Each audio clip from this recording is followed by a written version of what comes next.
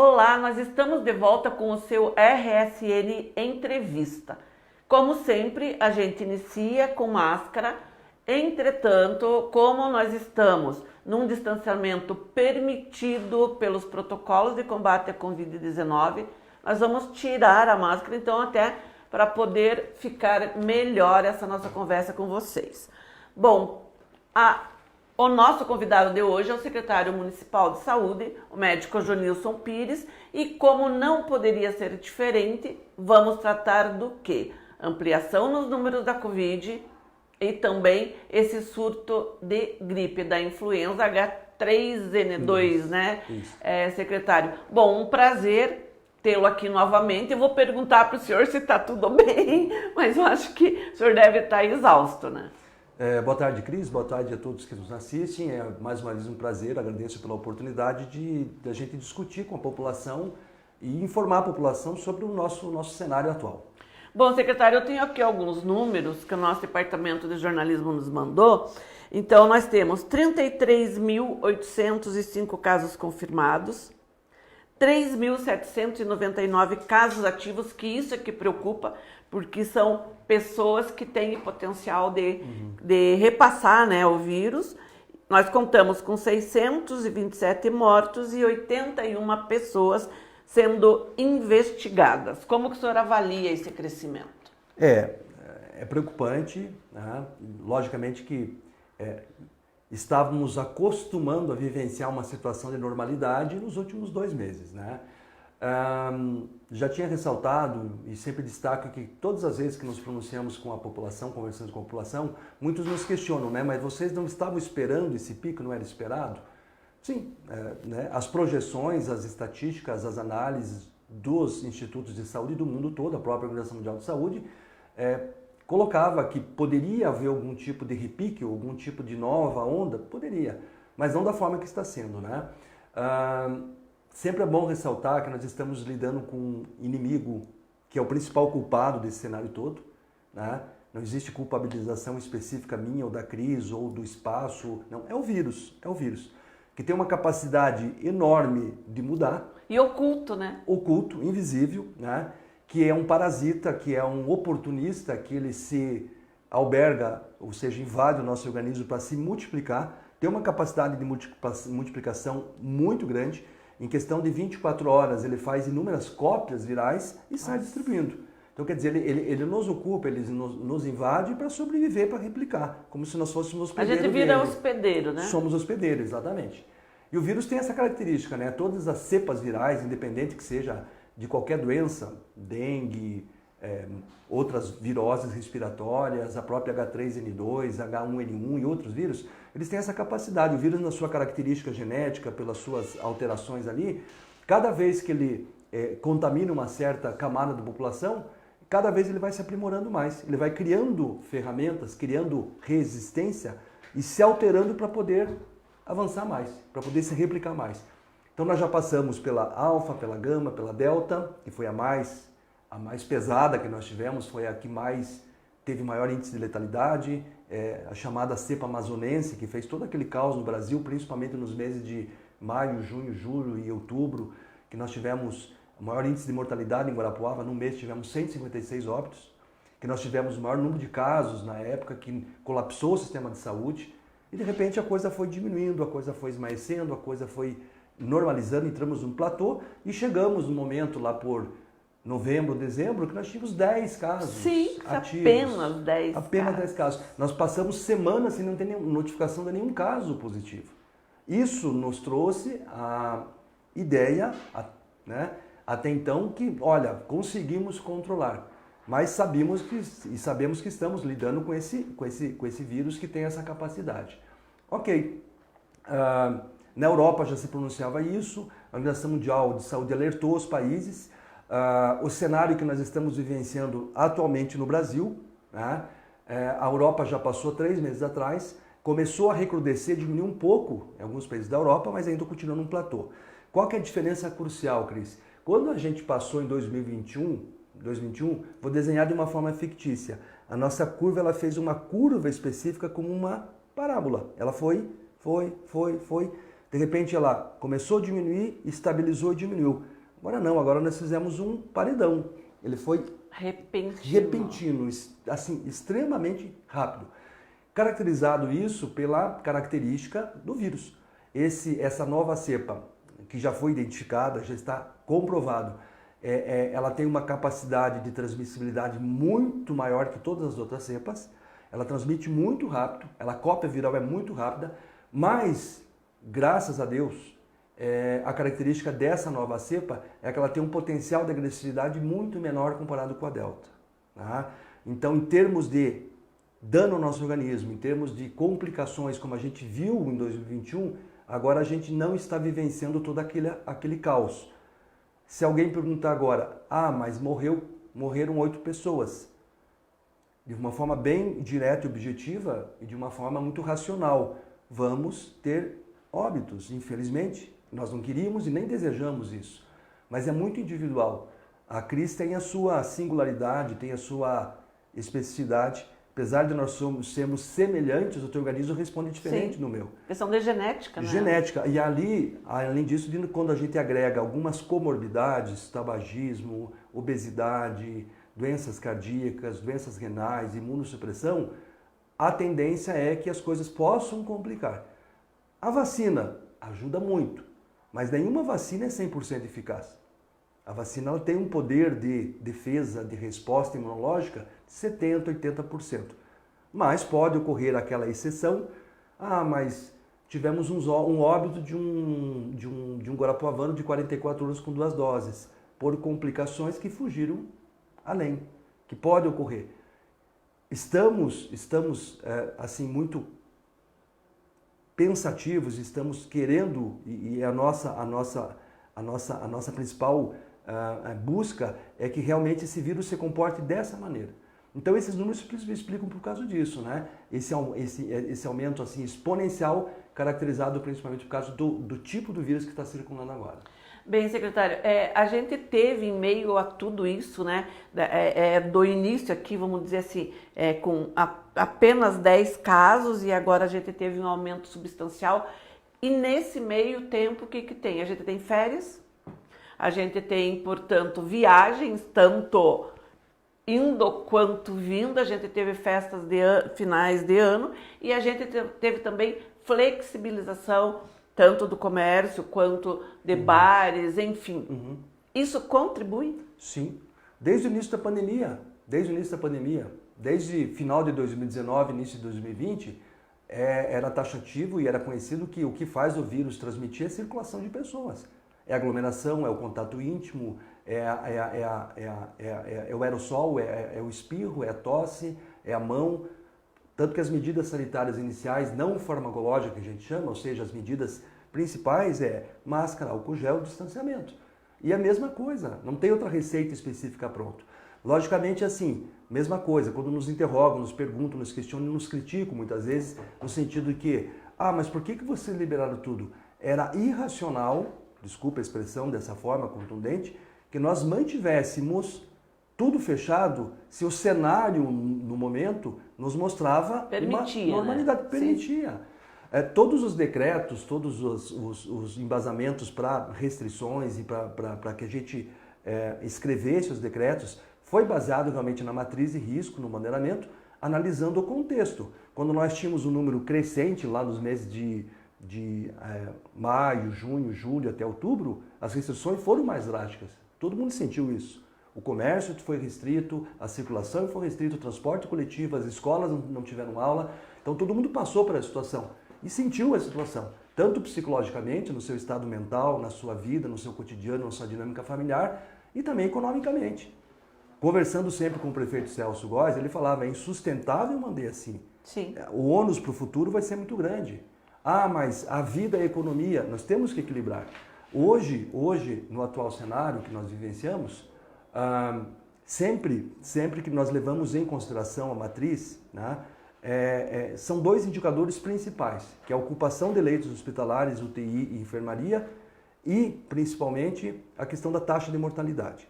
Que graças a Deus ainda estamos com baixa demanda, né? Por que a gente já transitou para uma laranja rapidamente?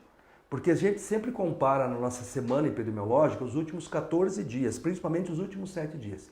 Se nós vínhamos com quase 70 dias sem nenhum óbito, se nós tivéssemos um óbito, a pontuação já ia para 5 pontos. Já atingiríamos a bandeira laranja como precaução. Isso está dizendo para a gente o seguinte, né? Essa tradução. Olha, o cenário não está bom, vamos nos prevenir e vamos restringir mais. Mas assim, a gente deve comentar mais que a matriz, comandamento mais à frente, mas isso que você falou, essa culpabilização. Quem foi para a praia, quem voltou da praia, quem viajou, quem se encontrou, as festas de confraternizações, o comércio, a compra de presente, as festas na casa, as famílias que se reuniram, todos nós fizemos isso. Sim. Eu fiz, você fez, todo mundo fez. Até mesmo porque o momento era propício, a gente estava no momento. Agora, nos culparmos por causa disso, sinceramente eu não culpo ninguém, eu não transfiro essa culpa para ninguém. Às vezes as pessoas culpam ou criticam dizendo o que vocês estão fazendo. Gente, nós estamos fazendo muito. E você também deve fazer muito. É isso, bem aí nesse ponto que eu queria chegar. Porque, a gente acompanha que todo dia chegam várias demandas para a gente, não apenas de Guarapuava, mas de toda a região. E aí eu lhe pergunto, o que precisa fazer para colocar na cabeça das pessoas que eles são também os principais responsáveis? Que tem que usar máscara, é incômodo? É incômodo, é horrível, sufoca. Mas eu prefiro ficar sufocada com máscara do que Deus que nos acuda ficar sem poder respirar por causa da infecção, por causa da doença. Álcool em gel, quer dizer, é higiene.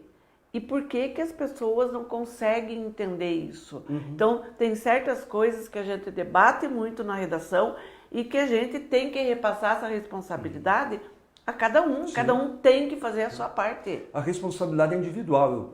Já está virando o meu mantra da minha parte, que eu falo que a conscientização individual e a responsabilidade repercute na população, né? A minha ação, a minha atitude, o meu comportamento, ele reverbera no outro, ele vai no outro, ele atinge. Fazendo uma comparação, é aquela coisa, se a gente voltar no tempo, lá atrás, ninguém usava cinto de segurança. E de repente todo mundo, né? As estatísticas demonstravam que o cinto de segurança, ele protege, ele evita, né? Nem se pensar antigamente na tecnologia do airbag. Mas teve que passar muito tempo para as pessoas ficarem arraigadas no seu consciente o uso e tem muita gente que não usa até hoje. Pois é, mas é outra indignação. Quer dizer, para você cuidar da tua vida, preservar a vida dos seus, a gente precisa ser ameaçado por multa. Especificamente isso que eu queria falar. O prefeito Celso Góes, ele sempre fala e ele sempre discute comigo essa situação. Ele fala, nós não temos poder de polícia. Eu não posso cercear o indivíduo de circular, da sua liberdade, da sua liberdade individual de fazer o que quer. Eu não tenho esse poder de proibir ou dizer não. Eu posso orientar, alertar, colocar as medidas para a população. Agora, alguém nos cobra. Tem que fiscalizar. Fiscalizamos, multamos. Se a pessoa reincide, a multa vem de novo, né? Então, insisto novamente nesse ponto, quando as pessoas nos interrogam o que estamos fazendo. Para nós que estamos na gestão, é nossa obrigação, é nosso dever, sim. Mas a população também tem que ter sua contribuição. Então, como a Cris falou, se nós insistirmos em nos aglomerarmos, se nós insistirmos de não fazer o essencial, né? Vou insistir de novo. Mesmo estando aberto, é essencial que você vá, é necessário que você vá, aquela essencialidade do mercado, aquela essencialidade do alimento, aquela essencialidade do medicamento, você tem que fazer. Agora, já passamos 2 anos reclusos e enclausurados numa situação. Muita gente tem esse desconforto, mas será que é o momento de partirmos de novo para as festas? Mas como que ficam os eventos? Gente, nós estamos lidando com isso com muito bom senso, com muita racionalidade. Ninguém está brincando, são vidas, é todo um aspecto envolvido que nós já estamos assim cansados, todo mundo está cansado. Eu sempre falo com o prefeito, nós estamos com o couro grosso de tanto lavar pancada, de tanto repercutir esse fato, mas realmente assim, o que você pautou muito bem, é a conscientização individual, né? A forma que as pessoas estão sabendo lidar com isso, mesmo que o nosso emocional hoje esteja mais ansioso, mais abalado, mais instável com toda essa situação, eu vejo assim uma enxurrada de gente procurando os hospitais, procurando as unidades. Parece que todo mundo apavorado. Apavorado, né? apavorado. E é bem nesse ponto que eu quero chegar com o senhor, a questão das UPAs. Né? Eu tenho ido quase que diariamente, passado por lá, principalmente pela UPA Batel, porque tá, meu Deus do céu, congestionado de pessoas. E até numa das idas, eu conversava com o médico plantonista, eu conversava com a enfermeira Janaína e depois com a enfermeira Thaís, e a maioria dos casos são sintomas gripais. Exato. Eu lembro que eu abordei um senhor e ele falou que ele já estava positivado. E eu falei, o que o senhor está fazendo aqui? Ah, porque faz 3, 4 horas que eu estou aqui. Tudo bem, mas e por que você não vai no call center? Tudo bem, secretário. Chegou num ponto em que não adiantava ligar, porque estava tudo congestionado. No entanto, vocês buscaram uma alternativa e trouxeram uma assistente virtual, Sim, né? sim. Que é a Sara. Mas o que se percebe é que as pessoas, elas querem o atendimento presencial e elas querem estar nas UPAs. Sim. Voltando um pouquinho no que eu estava falando. Sabe a questão do trauma? Quando você cai uma vez de bicicleta e você fica com medo da bicicleta, que você... qualquer situação traumática, adversa ou que causa para você algum dano emocional, quando você vivencia a emoção de novo, você tem um gatilho para você entrar em ansiedade, desespero, você recorrer. Eu acho que está acontecendo isso. As pessoas vivenciaram e presenciaram tudo o que aconteceu em 2021, que foi dramático para todo mundo. Para mim foi. Eu não gosto de saltar isso. Eu perdi meu pai e minha mãe, tá? Naquela situação. É doloroso. Você revive a situação, você não quer passar por isso de novo. Te traz um desconforto muito grande. E acho que isso está acontecendo, as pessoas estão com medo, né? Mesmo que a gente reafirme, as pessoas não têm tanta confiança quando a gente coloca que o vírus tem um comportamento diferente, mas sempre vem sempre essa dúvida, né? Está todo mundo fragilizado. Está todo mundo fragilizado. Né? E as pessoas estão procurando. Muitas vezes as pessoas procuram para receber uma alternativa de tratamento, né? Eu tenho pessoalmente, individualmente, o meu ponto de vista muito prático em relação ao tratamento. Então, assim, vou dar um exemplo. Tem muita gente usando azitromicina, desculpa dizer o nome, um antibiótico. Sim. Não serve. A azitromicina não serve para vírus. E as pessoas estão buscando as farmácias de forma incessante, assim, de uma forma, nossa, para tomar azitromicina. Eu recebo várias mensagens. É que a gente teve ligações. Ruídos nessa comunicação. Exatamente. Desde o início. Exatamente. A gente está herdando coisas, discussões e temas muito complicados lá do passado, de tratamento precoce, profilático, que ainda respingam aqui. Estamos colhendo esse fruto ainda, que gerou muita dúvida, né? Sem falar nas questões do antivacina e outras coisas, enfim. Mas é isso que você falou, as pessoas procuram muito a UPA para ter uma resposta, para ter uma orientação, para buscar um atestado. Até vou aproveitar um momento depois de destacar o atestado, pedindo a colaboração de você que é empregador, de você que é lojista, empresário, que trabalha no comércio, que tem o seu colaborador, que está sintomático, está com suspeita. Tem muitos lojistas, ou seja, o mercado em geral, o comércio em geral e outros ramos, que estão exigindo que as pessoas apresentem atestado. Qual que é o apelo que eu faria nesse momento? Nos ajude, colabore com a gente. Bom senso, né? Bom senso. Na hora que a pessoa apresentar o teste com resultado positivo, mande a pessoa para casa, isola. Não exija que ela vá até o call center, que ela ligue para o call center, ou que ela vá trazer um documento físico para você comprovar. Ela está te trazendo o teste, está dizendo, olha, João da Silva, positivo, olha, vai para casa, se cuida, vamos monitorar, fica isolado 7 dias, você vai evitar qualquer coisa. Daí sim, sintomaticamente você pode entrar no SARA, você pode entrar em contato com o call center para você dirimir suas dúvidas. Mas tem muita gente procurando as unidades atrás de atestado. Em busca de atestado. Então, um apelo que eu faria ao nosso empresariado, aos lojistas, em todo mundo que emprega, que tivesse esse bom senso nesse momento, né, nos ajudasse nessa força, porque a gente evitaria a circulação das pessoas, né? Seria um apelo assim muito forte mesmo para que isso diminuiria. Realmente, Cris, as UPAs, tanto a Trianon, Batel como a Primavera, tem no momento recebido um aporte de paciente, uma demanda muito grande.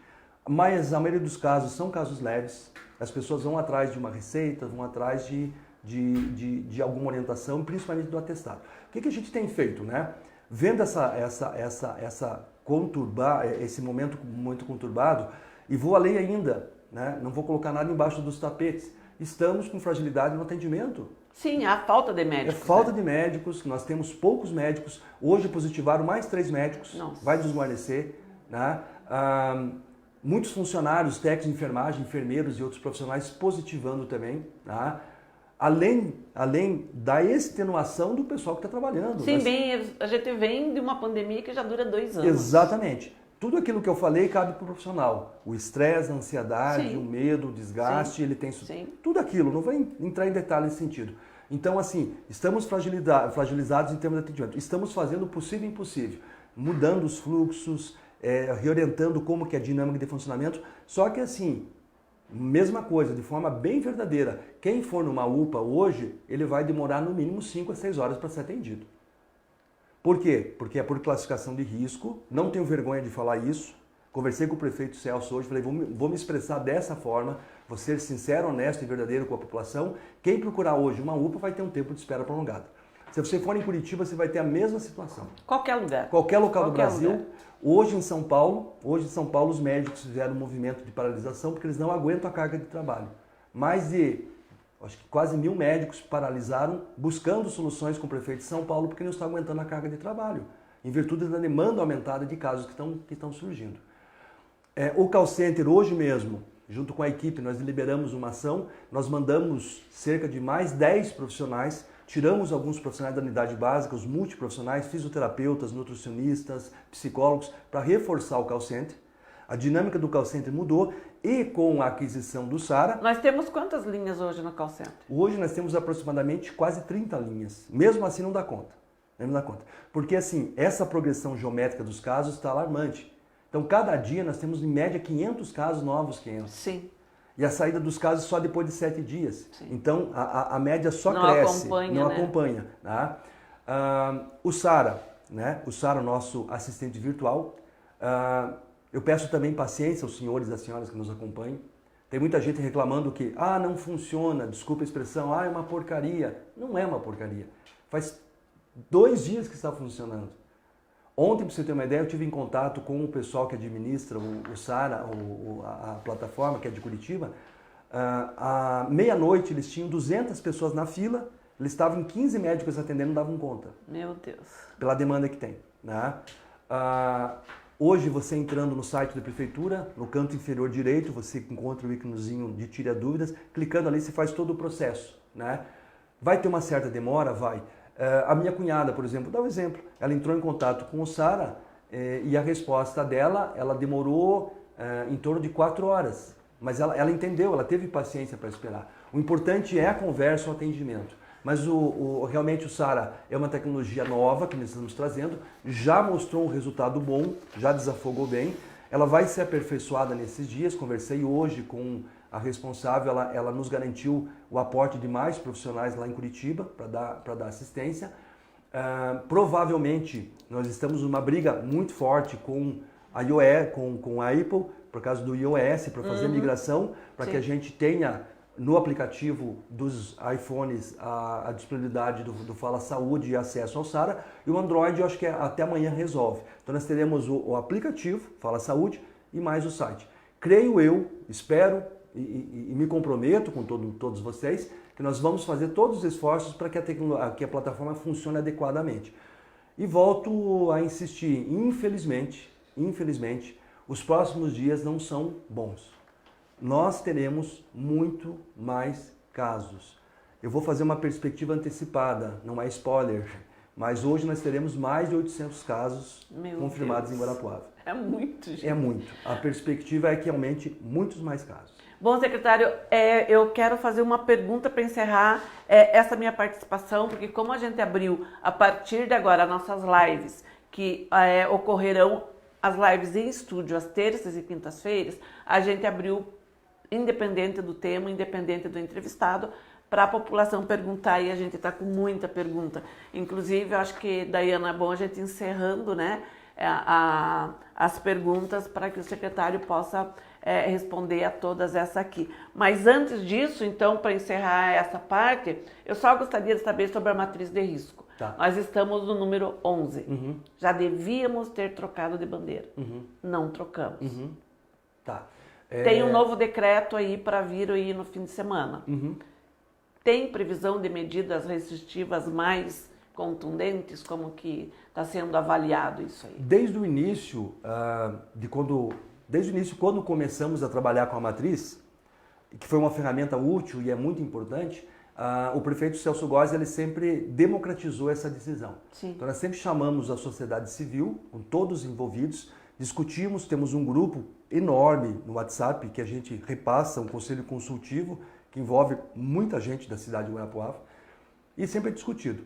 A matriz hoje ela está em 11, mas com esses óbitos que ocorreram, a capacidade hospitalar não foi afetada. Hoje nós temos em torno de 17 leitos ocupados de um contingente de 50, do total de 50. A matriz ela é sensível ao Enfermaria ou UTI? UTI. Enfermaria está mais abaixo. A matriz é sensível quando nós ultrapassamos 70% da ocupação de hospitalares. Então nós estamos em 25%, quase 30%. Alguém pode falar, faço alguma coisa já. Não é o momento, sinceramente não é o momento. Né? Vocês vão esperar acontecer? Não, nós vamos acompanhando e as medidas serão tomadas. Bom senso, bom né, senso. secretário? Então, esse é o teu questionamento. A matriz ela realmente aumentou. Como eu havia esclarecido no início, a gente computa a semana epidemiológica de domingo a domingo. Nós fecharemos a matriz no sábado, à meia-noite. E domingo ela começa a contar um novo bandeiramento, que é o laranja. Mas nós já estamos no laranja. Sim, na prática. Sim. Na teoria, ela vai migrar no domingo. O que foi definido? Reunimos quarta-feira. Quarta-feira nos reunimos no Paço Municipal com vários segmentos e foi discutido a seguinte definição. Principalmente os grandes eventos, shows, casamentos, formaturas e outros eventos de uma dimensão maior, ficou acordado que vai haver uma redução de 70% da ocupação. Da capacidade de cada local. Os empresários se comprometeram a seguir rigorosamente o protocolo sanitário e, além disso, foi até uma colocação dos próprios empresários. Eles vão começar a exigir o comprovante de vacinação. Ai, que ótimo. Essa exigência da comprovante de vacinação vai ser decretado especificamente? No momento, não. Mas por uma definição consensual, por uma parceria, por uma troca de palavras de compromisso, todas as casas noturnas, os bares, as baladas e outros afins, eles vão exigir o passaporte, vamos dizer assim, o comprovante de vacinação. É uma segurança a mais, né? E tem alguns até que colocaram que vão exigir, além do comprovante de vacina, um teste de PCR das últimas 24 horas ou 48 horas. É uma medida muito boa, né? Então a matriz ela vai migrar no domingo. Conversando hoje com o prefeito Celso, ele já me antecipou que nós vamos rever a bandeira laranja, tem que adaptar, porque esse decreto ele reflete o ano passado, então mudou muita coisa. Então nós vamos ter que adaptar escolas, transporte coletivo, bares, restaurante, comércio em geral, saunas, atividades esportivas, tudo. Nós vamos ter que fazer um estudo pormenorizado. Mas vai ser anunciado de forma antecipada, né? Não vai haver muitas mudanças, vão haver adaptações. E nenhuma restrição drástica. Não existe lockdown, não existe fechamento restrito, né? A capacidade de ocupação dos ambientes em 70% e essa ideia independente do tamanho. Independente do tamanho. Não, só os grandes eventos. Os grandes eventos. Um restaurante que tem uma capacidade de 20 pessoas, eu não vou exigir que ele mas coloque. Grande acima de quanto? Depende da capacidade. Aí vai ter toda uma equipe que vai analisar se o ambiente comporta 1000 pessoas, ele vai reduzir 70%. Você comporta 500 pessoas... Sim, mas eu digo assim, essa exigência. Eu tenho um espaço que comporta 100 pessoas. Eu já entro como grande evento ou não? Só o grande evento. Daí vai ser delimitada essa capacidade por eventos, né? Então a gente está estudando essa matriz, a gente vai ter essa mudança no domingo, não vai ter lockdown, não vai ter fechamento, não vai ter restrição maior. É a capacidade, por enquanto, essa opção do... Mas vai ter cobrança na responsabilidade de cada um. Sim, a fiscalização. Sim. E a fiscalização máscara, álcool em gel, distanciamento e vacina, né? É hipocrisia, é hipocrisia de eu falar que se você vai numa formatura ou num casamento, as pessoas não vão ficar próximas. Sim, Mas aí fica. vai da fiscalização, da exigência, do uso de máscara, da consciência de cada um, de quem está organizando a festa e de quem está participando da festa. Bom, secretário, vamos lá. Eu acredito, eu tinha muita coisa a perguntar ainda, principalmente a questão de vacinação das crianças, né? Que felizmente já começamos, né, secretário? Mas o que chamou a atenção também é o fato de que haviam 1.000 e poucas doses, 2 dias destinados a crianças entre 5 e 11 anos com comorbidade. E não chegou, acho que a 200 vacinados. Não, e aí foi aberto para 11 anos. Mas criança com comorbidade ou qualquer pessoa nesse sentido é bem mais fragilizado, né? E agora, a vacina está lá e não levarem para vacinar, então também eu acho que a população tem que rever esse conceito, né, secretário? Mas eu acredito que aqui, pelo meio dessas perguntas, deve ter. Bem, eu vou começar com a Melanie Zavadeski, falando sobre o call center. Ela diz que não atende, mas o senhor já justificou que ela foi buscar ajuda com pessoas que trabalham na saúde, que ela positivou na quinta-feira passada e está esperando o call center ligar, que foi na UPA, tomou a medicação e buscou ajuda de terceiros e agora saiu do isolamento e no dia 9 ela continuou com sintomas. Dia 9 deve ser no 9º dia. Ela só faz essa observação, não pergunta. Né? Aí eu tenho aqui que é da Vanessa Espegiorim, desculpa se eu não estou pronunciando de forma correta. Ela quer saber, está dizendo que as aulas estão próximas, aumento de casos, tal, o que vai ser feito sobre isso? Se o senhor quiser responder. Em relação a todas as decisões relacionadas à vida cotidiana do guarapuavano, a gente tem um comitê, formou um comitê de enfrentamento da crise e tem esse conselho consultivo. Ainda nós ficamos também esperando muitas vezes a decisão do Estado. Nós temos escolas particulares, escolas estaduais e escolas municipais. No âmbito municipal, já conversei com o secretário Pablo, a gente já está definindo algumas estratégias. No atual momento não existe nenhum indício, nenhuma probabilidade de não iniciar um letivo. Até mesmo porque se nós avançássemos na vacinação das crianças seria muito mais seguro. Mas não existe nenhuma restrição por enquanto. O calendário está mantido e não existe no atual momento, hoje, em 20 de janeiro, não existe nenhuma discussão específica em não voltar às aulas. Bom, aqui o Edson Barros só comenta, as corridas de ruas estão liberadas. Sim. Aí aqui a Aurora Camargo, e eu também o senhor já respondeu, que no 0800 e nem no Sara não estão conseguindo ligação, então o senhor acabou. Eu diria que não é conseguindo a ligação. No call center, sim. No call center você tem um tempo de demora de espera na linha analógica ali, né, do 0800, que pode demorar. O Sara não. O Sara é um assistente em tempo rápido, real, né? Que você entra em contato, ele tem um delay até cair no assistente, que às vezes demora um pouco para a resposta, mas você vai recebendo resposta automaticamente no seu celular que você cadastrou, no seu smartphone. Mas 0800 realmente está muito. Imagine os senhores, se ontem eu tive quase 600 casos, são novas 600 ligações para o call center de uma forma ansiosa, desesperada, querendo uma resposta. Fora os 3.000 que ele já tem para monitorar. O call center é dividido em segmentos. Então tem várias mesas e vários serviços, que é um pessoal que faz a notificação, a primeira consulta, orientação, monitoramento e o médico e os outros assistentes.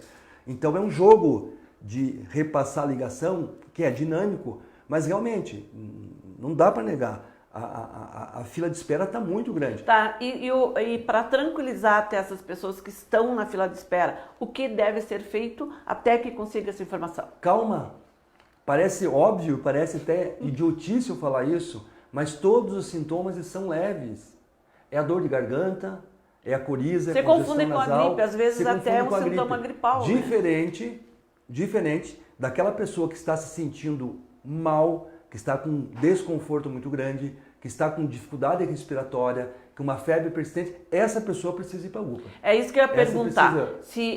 Qual que é a diferença da síndrome, né, do sintoma gripal para a pessoa que precisa realmente ir para a UPA ser atendido imediato? Existem sinais de maior complicação, de maior gravidade. Então, se nós puxarmos pela memória lá atrás, teve uma corrida também desenfreada para comprar oxímetro.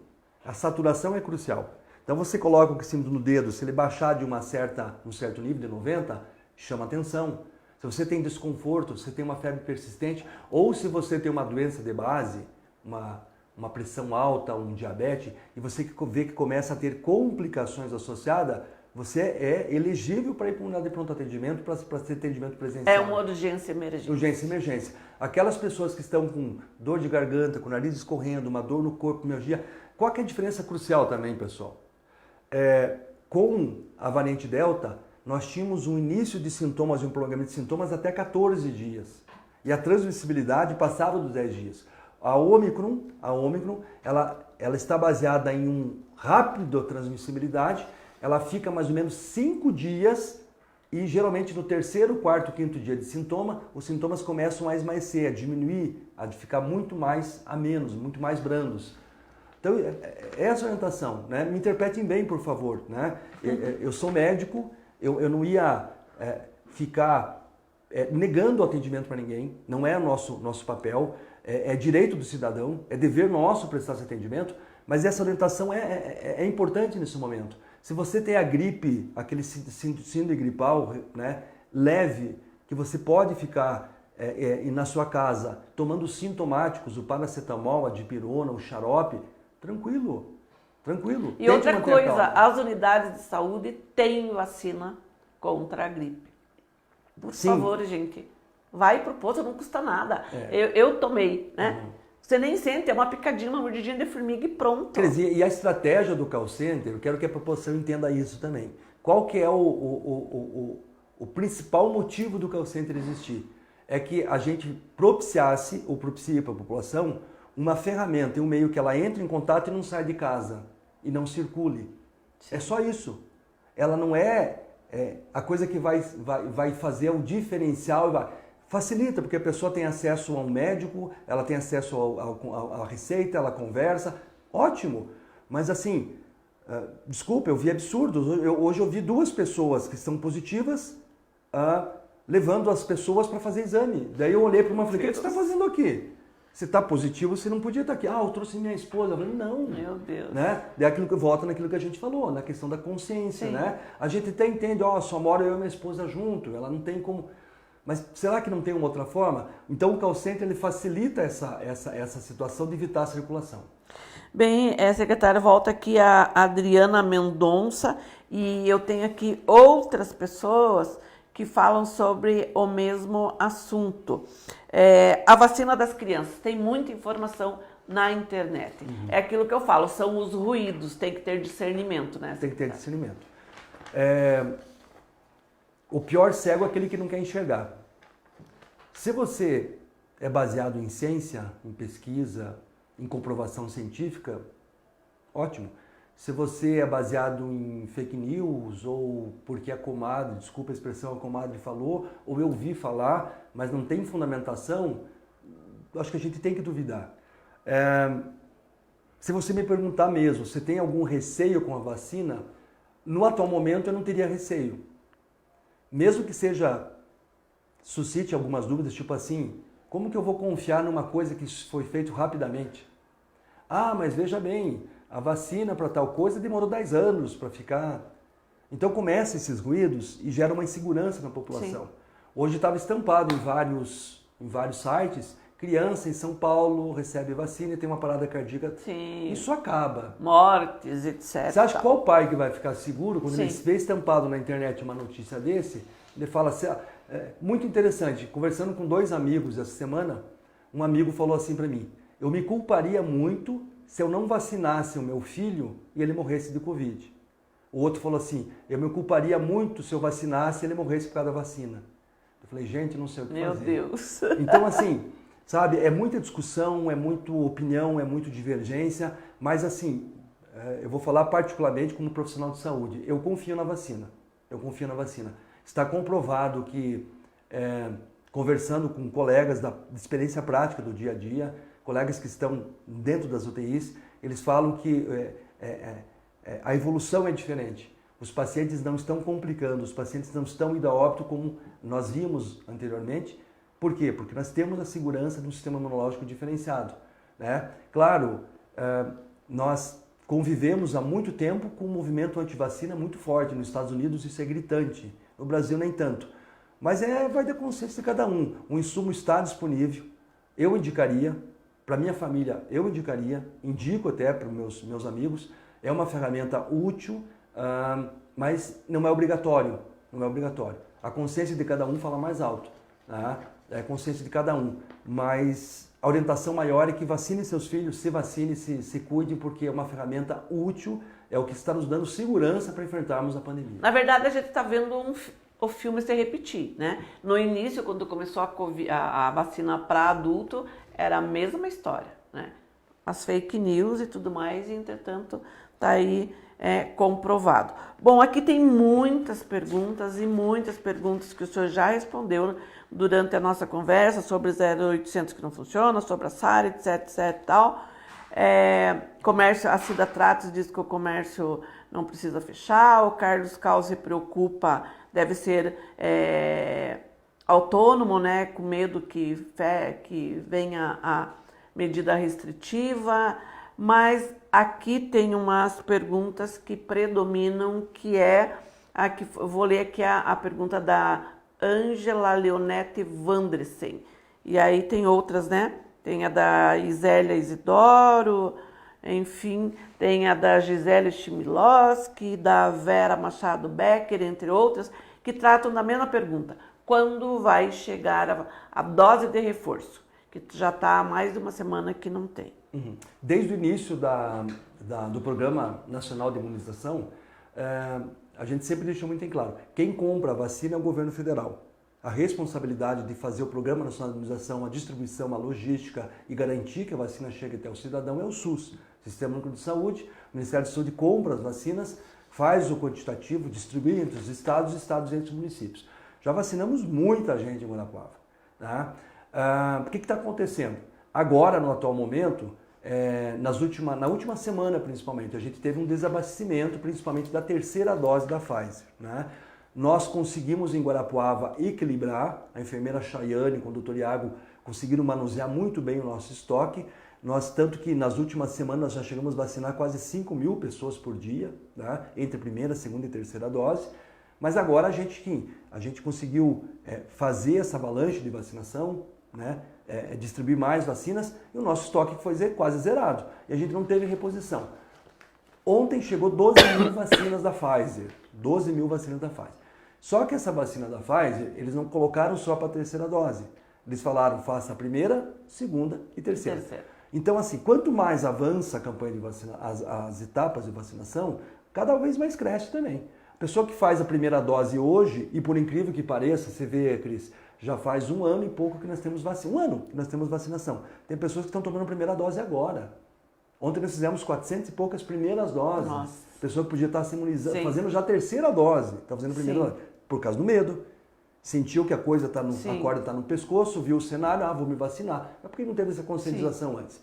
Mas enfim, recebemos 12.000 doses, dividimos entre 28 unidades, tivemos que optar por senhas, para não dar tumulto. Acúmulo. Nós vamos ter uma distribuição de senhas, vamos distribuir quantitativamente durante essa semana, e a previsão, conversando há poucos minutos com a enfermeira Chayane, é que existe uma previsão de chegada de mais vacinas na próxima semana. Quantos? Não sabemos. A gente muitas vezes recebe 24 horas antes. Olha, nós vamos dar para Guarapuava 5.000 vacinas, 10.000, 12.000. Eu queria que tivesse 50.000 vacinas, entendeu? Mas a gente fica nessa dependência. Então chegou um lote de 12.000, hoje já distribuímos para várias unidades, foi feita, só que é para a primeira, segunda e terceira dose. Uma outra dúvida que se perguntou ali, acho que uma ouvinte, ela colocou. Sim. Né? Por que eu vacinei com a AstraZeneca? Isso, a Isélia Isidoro. Isso, e tem que tomar a Pfizer. Porque é um como protocolo, reforço. Né? O protocolo do Programa Nacional de Imunização, que nós seguimos à risca e tem que seguir, né? Nós não conseguimos adquirir o insumo, a vacina, é assim, terceira dose é Pfizer, tem que ser só a da Pfizer. Se eu tomei Coronavac, terceira dose Pfizer. Se eu tomei com exceção da Janssen, né? A Janssen também, mas a gente segue esse protocolo rígido do Ministério da Saúde. Né?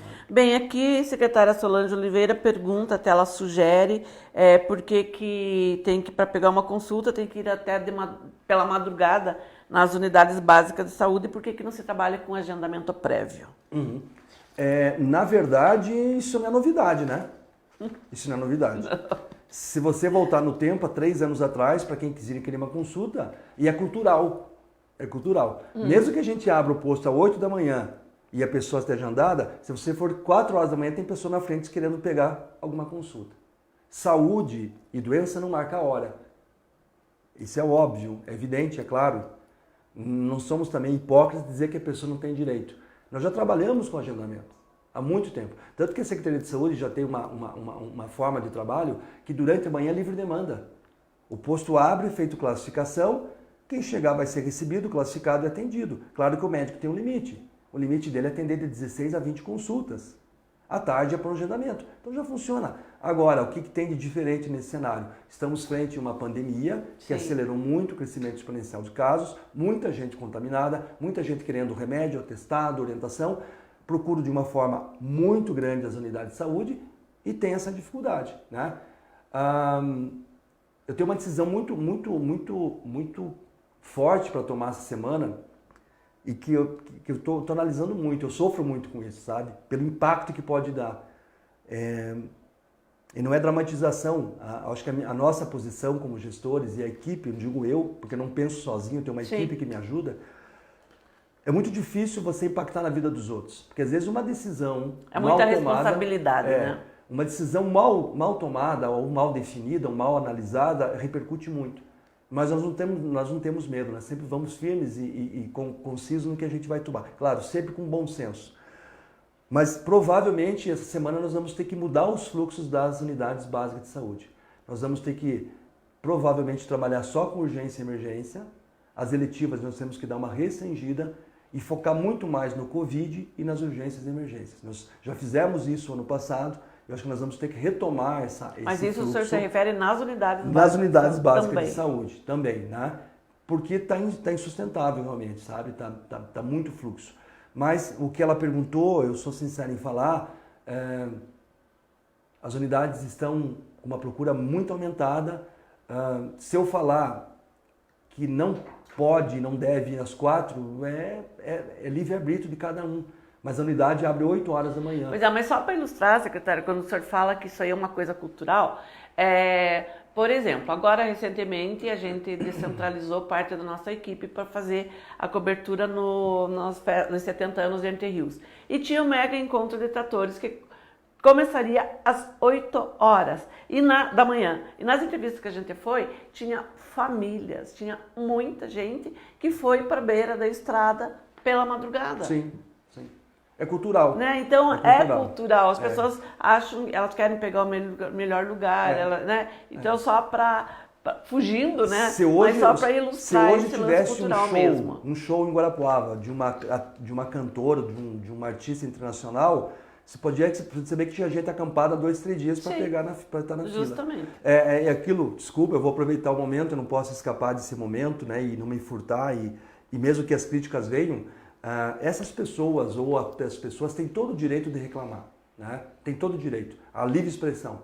Mas muitas vezes esse que vai na UPA e fica lá 4, 5, 6 horas, e vai para a rede social e deturpa e fala muitas coisas dos profissionais de saúde e às vezes agride verbalmente, ele esperou 10, 12 horas para ir numa fila de ferryboat ou para vir da praia, né? É aquele que espera 5 horas na fila para pegar o desconto da loja. Mas daí o contexto é diferente. Sim. Isso não é uma reclamação, é apenas colocar que é a realidade que a gente vivencia. Sim. Por isso que eu conclamo novamente isso e de uma forma até meio como um apelo, que essa paciência nesse momento é importante. Se você precisa do serviço de uma unidade de pronto atendimento hoje, exercite essa empatia de calma, de bom senso, para que as coisas não fiquem tumultuadas para todo mundo, para você e para os profissionais. Pois é, então, até pegando um gancho assim, há muitas perguntas e muitos comentários equivocados. Eu tenho aqui para encerrar, por exemplo, uma pergunta aqui do Daniel Ivansky, né, que ele é uma pessoa bem combativa, uma pessoa bem crítica, mas ele pergunta aqui sobre o centro de especialidades, por que não abriu, por que nunca funcionou.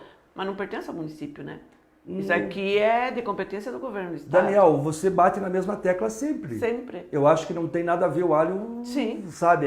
São temas distintos, diferentes. Sim. A pandemia hoje, ela não depende do centro de especialidades.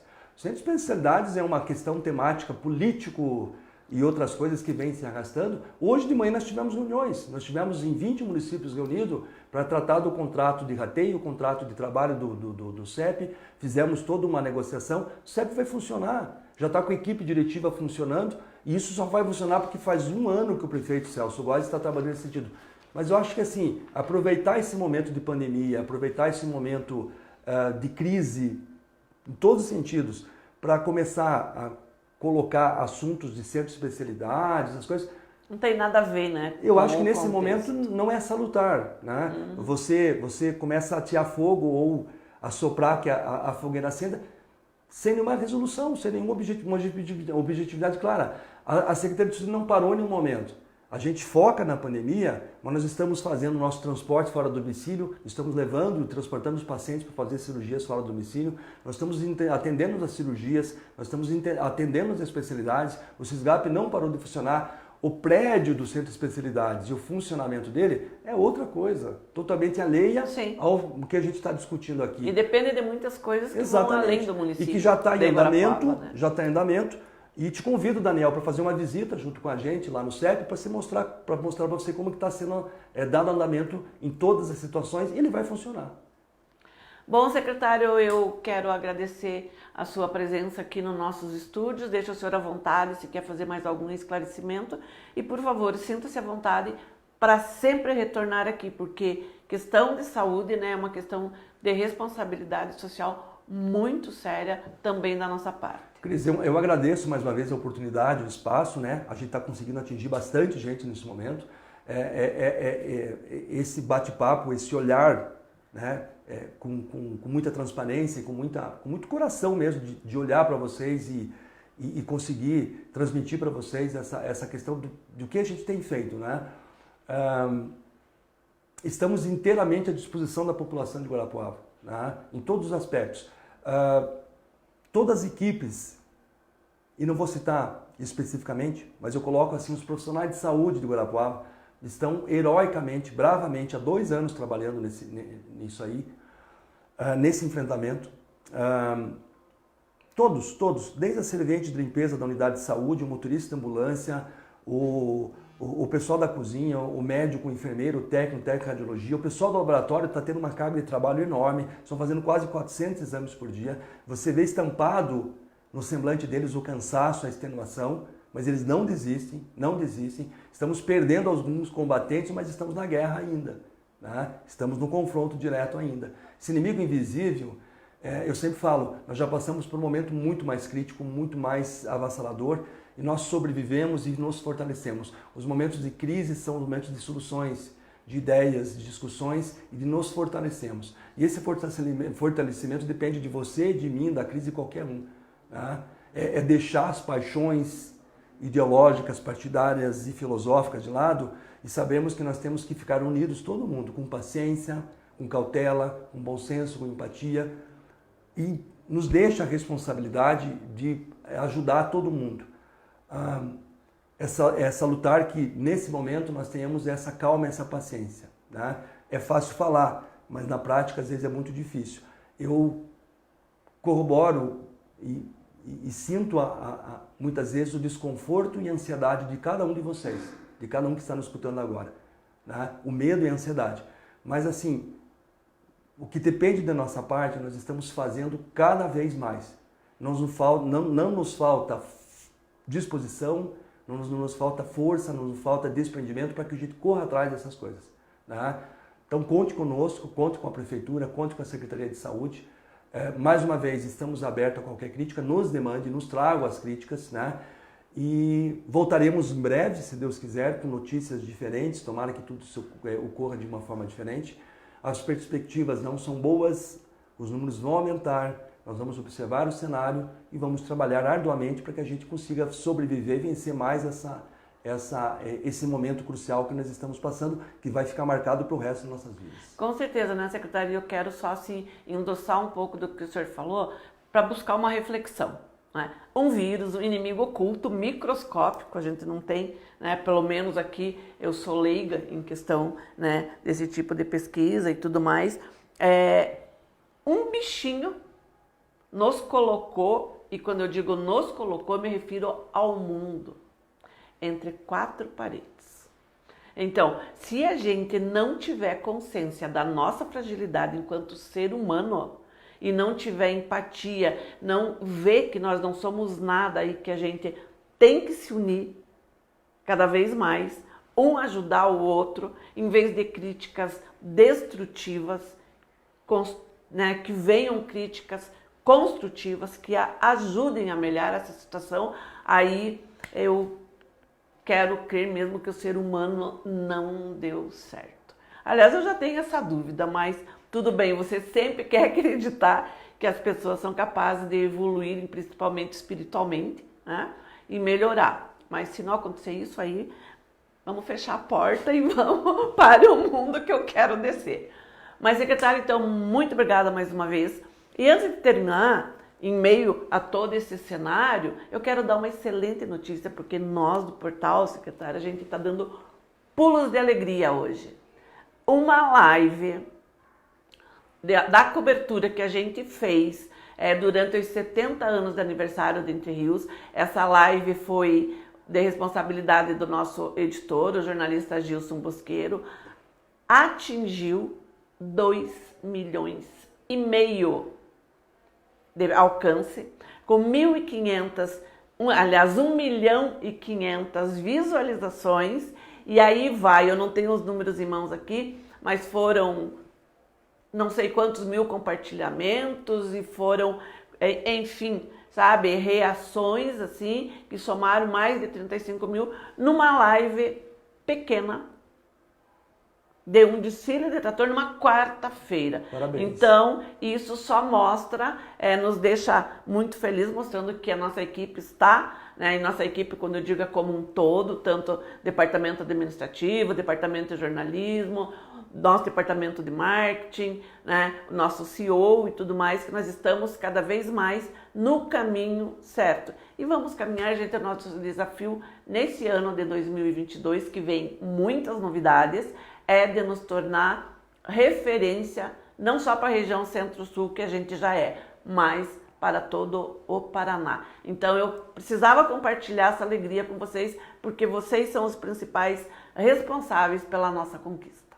Obrigada, secretário, mais uma vez, e boa sorte, que Deus nos ajude a todos. A todos nós. Obrigado.